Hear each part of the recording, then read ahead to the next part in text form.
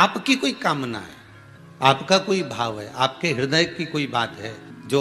बहुत दिनों से लगे हुए हो और बाबा हो सकता है कि किसी कारणवश पूर्ण ना हो रहा हो। कई लोग कह भी देते हैं गुरुदेव, कोई कोई कहते हैं, अब जैसे आज कोई कह रही थी बच्ची की मैंने शिव महापुराण में पशुपति व्रत सुना और उसको करा, उसका लाभ मुझे मिला, मेरे पति ने भी करा, उसका भी लाभ मुझे मिला। पर एक काम गुरुदेव ऐसा अटका हुआ है कि वो काम हम करना चाह रहे हैं, व्रत भी कर लिया, अनुष्ठान भी कर लिया, पर फिर भी वो व्रत के कारणवश भी वो कार्य नहीं हो रहा। तो समझना कि कोई कार्य बड़ा भारी होगा और बाबा उसको कर नहीं रहा है या कोई काम अटक रहा है। तो हमने पहले भी कहा, ये बीच की जो पत्ती है ये देव अधिदेव महादेव है, ये ब्रह्मा,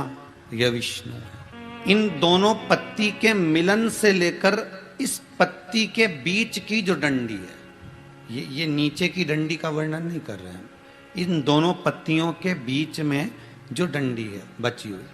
जो तीनों के बीच में एक डंडी का जो भाव है, ये माता जगत जननी जगदम्बा माता पार्वती है।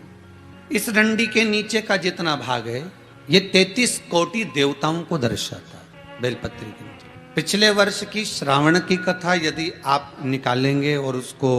पेज पर जाकर आप सुनेंगे तो आपको प्राप्त होगा कि उसमें भी कहा था कि जब आप पशुपति व्रत कर रहे हो या कोई नियम धारण कर रहे हो या कोई आपने नियम उठा रखा है और वो कार्य आपका हो ही नहीं रहा, आपने 2 बार पशुपति व्रत कर लिए, आपने ये कर लिया, आपने प्रदोष कर लिया, आपने सोमवार कर लिया, आपने सारे अनुष्ठान कर लिए, बहुत सारे उपाय भी करे तो भी नहीं हो रहा है, तो इस बीच वाली पत्ती पर शहद लगाकर बाबा का जो शिवलिंग है उस शिवलिंग को इसको छुआ दीजिए या उससे चिपका दीजिए और उस पर अपनी हथेली रखकर कामना कर कर वापिस घर को आ जाइए। बाबा आपकी वो मुराद शीघ्र 3 महीने के अंदर पूरा कर ही देता है, ये पक्का।